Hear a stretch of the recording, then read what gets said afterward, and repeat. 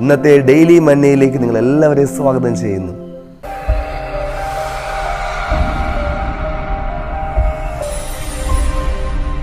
ഒട്ടക രോമം കൊണ്ടുള്ള ഉടുപ്പ് ധരിച്ച് അരയിൽ തോൽവാറണിഞ്ഞ് വെട്ടുക്കിളിയും കാട്ടുതേനും ഭക്ഷണമാക്കി കണ്ടാൽ പ്രാകൃത വേഷധാരിയെ പോലെ തോന്നുമാറാക്കുന്ന ഒരു മനുഷ്യൻ യഹൂദിയ മരുഭൂമിയിൽ വന്ന് പ്രസംഗിക്കുകയാണ്. ഈ മനുഷ്യന്റെ പേരാണ് യോഹന്നാൻ സ്നാപകൻ.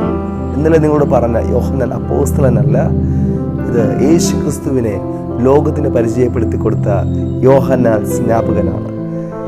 യോഹന്നാൻ സ്നാപകൻ മറ്റുള്ളവരിൽ നിന്ന് വളരെ വ്യത്യസ്തനായി ഇതാ യഹൂദിയ മരുഭൂമിയിലും യോർദാന്റെ അരികെയുള്ള പ്രദേശങ്ങളിലൊക്കെ കടന്നു വന്ന് ജനങ്ങളോട് മാനസാന്തരപ്പെടണമെന്ന് സംസാരിച്ച ശേഷം യഹൂദ്യ മരുഭൂമിയിൽ താൻ ആയിരിക്കുന്ന നേരം യോർദാൻ നദിയുടെ ഇരുകരയുമുള്ള നാട്ടുകാരൊക്കെയും യെരുശലേമ്യരായിട്ടുള്ള ആളുകളൊക്കെയും മാനസാന്തര സ്നാനത്തിനായി യോഹന്നാൻ സ്നാപകന്റെ അടുക്കിലേക്ക് കടന്നു വന്നിരിക്കുകയാണ്.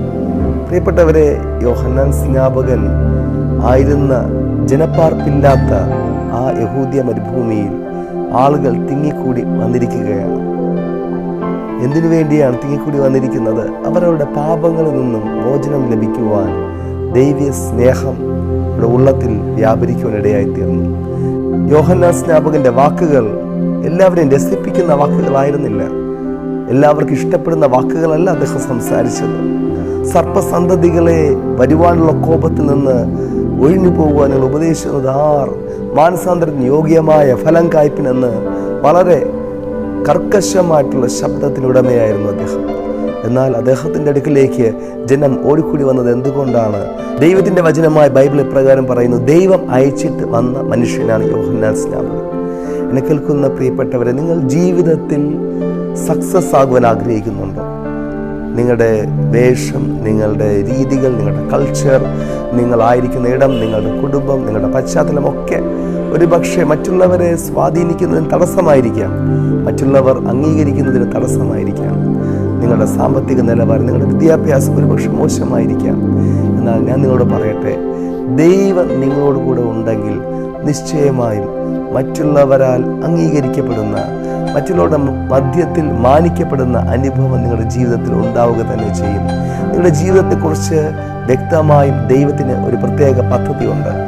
അതെ, എന്നെ കേൾക്കുന്ന പ്രിയ സഹോദരനെ, സഹോദരിയെ, നിങ്ങളുടെ ജീവിതത്തിൽ പല പ്രതിസന്ധികളുണ്ടായി മറ്റുള്ളവരിൽ നിന്ന് വളരെ താഴ്ന്ന നിലവാരത്തിൽ ആയിരിക്കുന്ന ഒരു അനുഭവത്തിൽ ആയിരിക്കാം നിങ്ങളിപ്പോൾ ഉള്ളത്. എന്നാൽ ഞാൻ പറയട്ടെ, നിങ്ങളെക്കുറിച്ച് വ്യക്തമായ ദൈവത്തിൻ്റെ പദ്ധതി ഉള്ളത് കൊണ്ട് സർവശക്തനായ ദൈവത്തോട് ചേർന്ന് ജീവിക്കുമെങ്കിൽ, കർത്താവായ യേശുവിനെ ആരാധിക്കുമെങ്കിൽ, അവിടുത്തെ ഹൃദയത്തിൽ സ്വീകരിച്ചുകൊണ്ട് നിങ്ങൾ ആയിരിക്കുകയും അവിടുത്തെ ശബ്ദം ദൈവവചനത്തിലൂടെ ദിനംതോറും കേൾക്കുമെങ്കിൽ നിശ്ചയമായും നിങ്ങൾ അംഗീകരിക്കപ്പെടുവാൻ വേണ്ടി പോവുകയാണ്, നിങ്ങൾ മാനിക്കപ്പെടുവാൻ വേണ്ടി പോവുകയാണ്, നിങ്ങളുടെ അവസ്ഥ മാറുവാൻ വേണ്ടി പോവുകയാണ്.